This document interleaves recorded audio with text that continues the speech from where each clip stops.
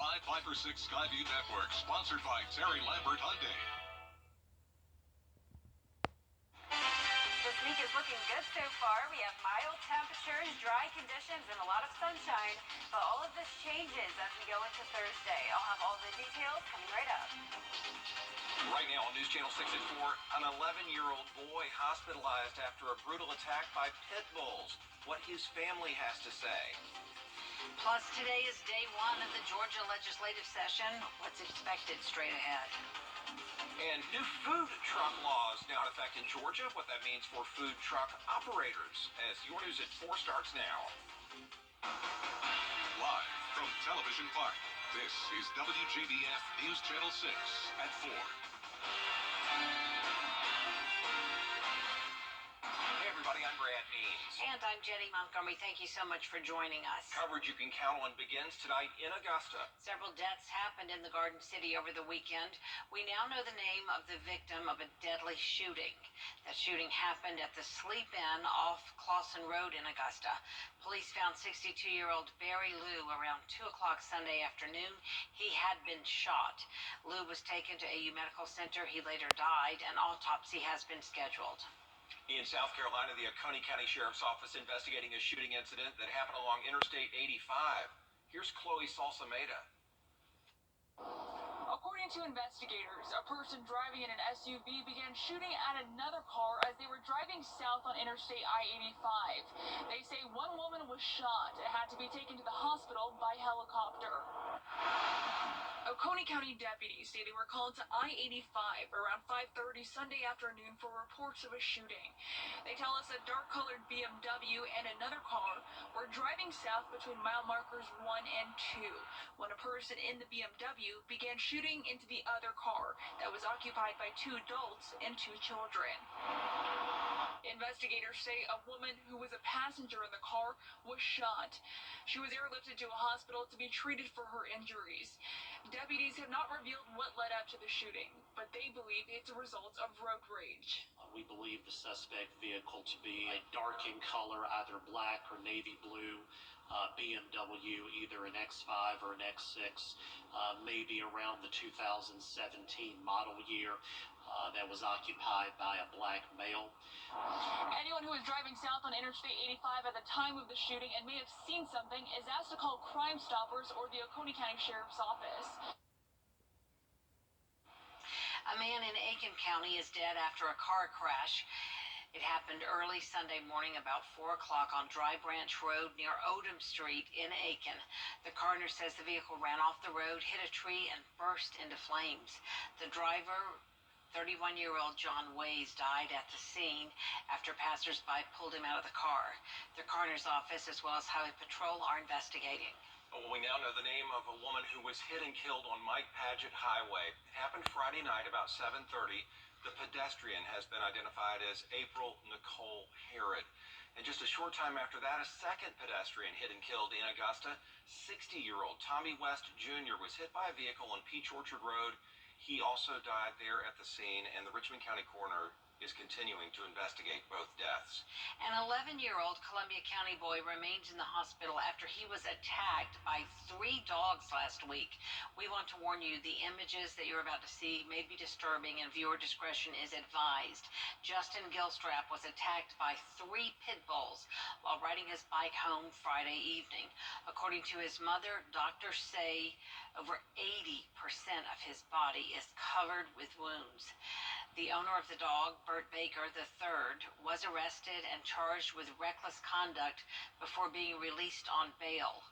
Columbia County released a statement after the incident saying that warnings had previously been issued to Baker about his dogs.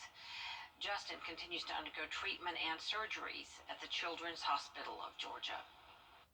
It's sad that it took my child ended up in this position for Columbia County to finally say, hey, we're going to do something about it. Even as his mom, I don't even know where to touch him because there's not an inch of him that is not covered in a bruise or cut staple. When he finally wakes up, I'm going to be so glad for him to see how much he's actually loved and how much good there actually is out there. The outpouring of love for him. Justin's mother has set up a GoFundMe to help cover medical bills. For more on Justin's story, just go to our website, wjbf.com. It is time now for a first check of your local forecast. And on this beautiful Monday, we check in with meteorologist Jenna Petracci.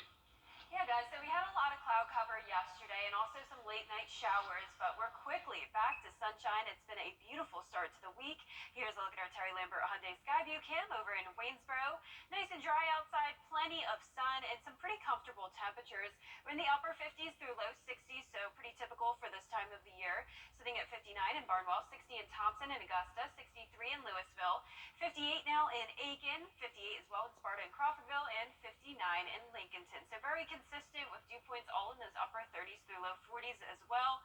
So pretty dry air in place. We have high pressure over the southeast, bringing us a northerly wind, 10 miles per hour in Aiken, 5 in Augusta, 4 in Waynesboro. So this brought in some slightly cooler temperatures today, just a tad bit cooler than it was yesterday. But overall, pretty much a typical January day here in the CSRA. Clear skies on satellite and radar. No rain coming in tonight or for the next couple of days. Will remain dry. Just a few fair weather clouds here and there, and it won't be until Thursday where we'll see some heavy rain and storms move in. But for the rest of this evening, staying mostly clear. Temperatures eventually dropping into those upper 40s by 8 p.m. So it will be another cold night and a cold start to your Tuesday morning, followed by a lot of sun, but in the afternoon, warming up a bit each day. Eventually, we'll make it to the 70-degree mark this week, but those warm temperatures will prepare us for the chance of some strong storms headed our way Thursday. So coming up, I'll have a look at your futurecast for that, but back to you, Brad. All right, Jenna, thanks. Augusta leaders charting a path to hire a permanent city administrator For Riverside Village and dedicating open space at Wanda Woodlands. You can also watch online. Well, neighbors concerned over a planned new development in Columbia County. News Channel 6's Hannah Latier shows us why not everybody is on board. People we spoke to who live in the Ivy Falls neighborhood say they're worried about how a proposed shopping center and development across from Patriots Park could impact them. There was a planning commission meeting on January 5th to discuss the revision of the roughly 16-acre lot on Columbia Road beside the neighborhood, but it was postponed until February 2nd. According to the plan revision, the owner requested the property be developed for professional, commercial, and apartment residential uses. The potential apartments and lack of privacy between the neighborhoods and buildings are what people have expressed the most concern about. I know the area's going to grow. I mean, everything's growing out, so I have no problem with that. My only problem is when it infringes on the residential areas. As long as they build like on Columbia Road and put a buffer between us and them, we can't see the buildings, that's fine. We reached out to the property owner and commissioners for comment, but they weren't available. In Columbia County, Hannah Latier, WJBF News Channel 6. New tonight, state lawmakers wrapping up day one of the new legislative session at the Georgia State Capitol. Lawmakers officially elected a new Speaker of the House. It's John Burns. He'll replace the late David Ralston. Ralston died last fall from an unexpected illness. The Capitol was filled with lawmakers, lobbyists, and advocacy groups. It was buzzing. Typically, the Gold Dome's buzzing with policies. Today, though, no, it was all about supporting the Georgia Bulldogs for the big game. Georgia football is inextricable from the Georgia General Assembly, especially this first week. I had a friend of mine ask me, "Oh, are you guys going to change, when you're sworn in?" I said, "No, constitutionally, we have to be here today. Per the Georgia Constitution, we have to convene on the second Monday in January." Today's session wrapped up by noon, since several lawmakers were heading out to the championship game in Los Angeles, and as a result, there will not be a session tomorrow. Lawmakers get back to work in Atlanta on Wednesday. And we caught up with one senator to discuss his goals for the year along with the Democratic caucus. In terms of the caucus, McMaster also wants to use $78 million for recruitment and retention pay increases for state employees. a new Georgia law makes it a bit easier for food trucks to move around the Peach State. House Bill 1443 does away with the need for a permit and inspection in each county that a food truck conducts business. Food Truck Association of Georgia President Tony Harrison says the change creates something like a statewide permit. A food food truck only needs one permit in the county it's based in, and then only complete one form when they do business elsewhere. The new law cuts time and fees for trucks such as Slutty Vegan, a popular vegan burger restaurant based in Atlanta, and Kay's Buffalo Wings out of Augusta. The new law went into effect January 1st. Augusta University will be holding a career fair this week. This will be the first hiring event of the year. It's on Tuesday from 2 until 4 p.m. at the Goodwill on Washington Road. Also happening tomorrow, the Jesse Norman School of the Arts is unveiling a new piano for the Paint the Piano series. The unveiling will happen Tuesday, January 10th from 3 p.m. until 4 p.m. The piano will be in the lobby of the Schaefer-McCartney building of the Georgia Cyber Center. And there's going to be a special guest speaker at the Laney Museum Community Luncheon this week. That happens Wednesday, 11:30 in the morning. And the special guest speaker is 19-year-old Sembe Mutoti out of Zimbabwe. Yeah, he's going to talk about culture and life in Zimbabwe. He started a nonprofit organization called Brothers and Sisters of Zimbabwe, where he raises money to help the less fortunate children of his homeland. Coming up, students returning to the University of Idaho campus today. This as prosecutors prepare for the murder suspect's arraignment on Thursday. We'll have more on that for you after the break.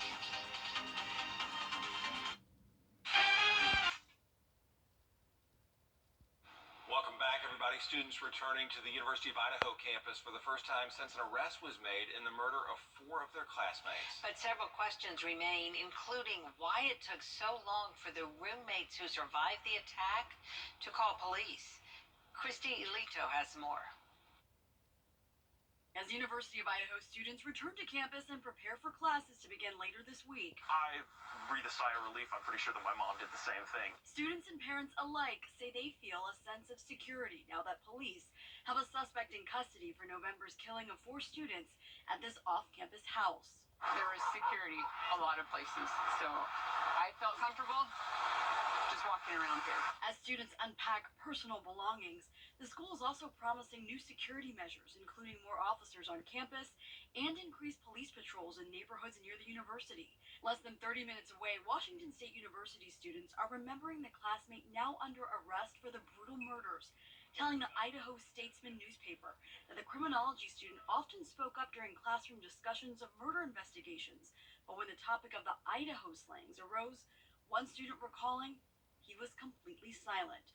An affidavit laying out details of the crime scene reveals the suspect, 28-year-old Brian Koberger, was on investigators' radar as early as November 29th, 16 days after the students were brutally stabbed to death. According to the affidavit, one of the surviving roommates was awake at the time of the murders, telling police the killer came within feet of her bedroom door as he exited the house, but police say no one called 911 for another 8 hours. Investigators say 2 survivors are not suspected of any wrongdoing, and there's still no word on a motive.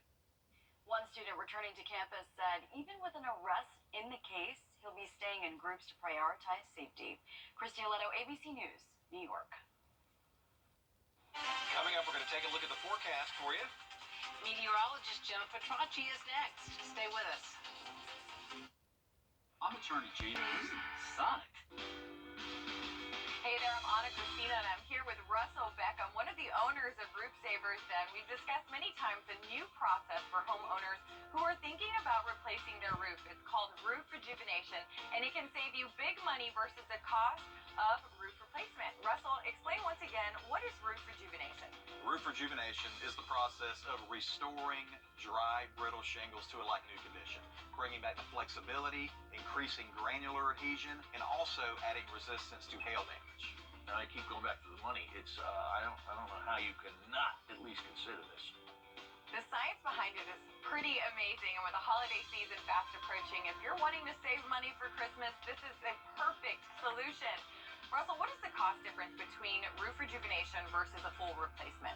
So the cost difference is very significant. You're looking to save roughly 80 to 85% with the rejuvenation process over the roof replacement. To not do this doesn't make any sense financially.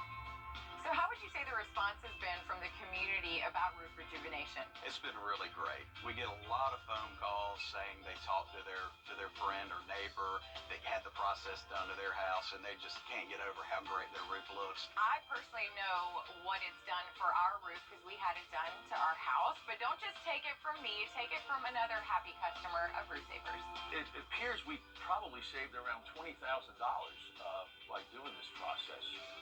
That's something you just can't ignore. You know, it's a no-brainer not to look into this. And the more we looked, the more we said, this looks like the way to go. Now, if you'd like more information on roof rejuvenation and a free roof inspection, call the number on the screen right now. Save big money this holiday season with Roof Savers. Save your roof, save your money. Give us a call or check us out online at myroofsavers.com. So I would absolutely recommend Roof Savers. All of Sonic sometimes are crazy. Sonic. Now, your most accurate forecast with WJBF Live 5 for 6. Good Monday afternoon. I hope you had a nice day so far, enjoying the sunshine. We have plenty of it right now. Here's a live look at our Terry Lambert Hyundai Skyview cam over in Swainsboro. Not seeing any clouds right now. We'll stay clear as we go into the evening hours and sunny over the next few days as well. 60 degrees right now, so a very typical January day temperature-wise. We have a northwest wind of 5 miles per hour. Dew points in the upper 30s, so some dry air in place with very consistent temperatures, anywhere from those upper 50s through low 60s. So 63 would be our warm spot right now in Louisville, 58 in Aiken and Edgefield, 57 in Saluda, 60 in Bamberg, 60 as well in Thompson, and 59 in Gibson. Now, notice the temperature change map showing us just a little bit colder than yesterday.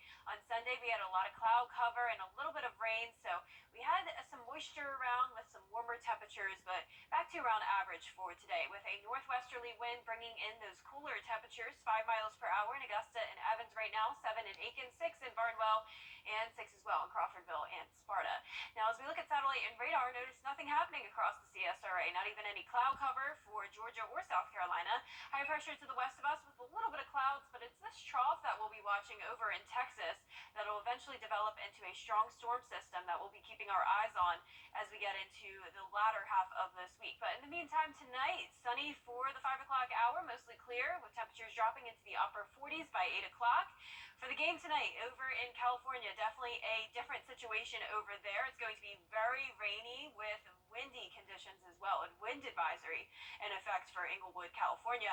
But here in town, luckily for the game, 7:30 tonight, it'll be beautiful if you want to watch that from outside. And as we go into the overnight hours, temperatures will be dropping into the mid-30s, climbing all the way up to the upper 40s on Thursday as we get ready for that storm system to move in, which will bring us a 60% chance of rain on Thursday, followed by a few showers on Friday morning. So the Storm Prediction Center has already put out a 15% probability of severe weather, which includes some of our western counties here.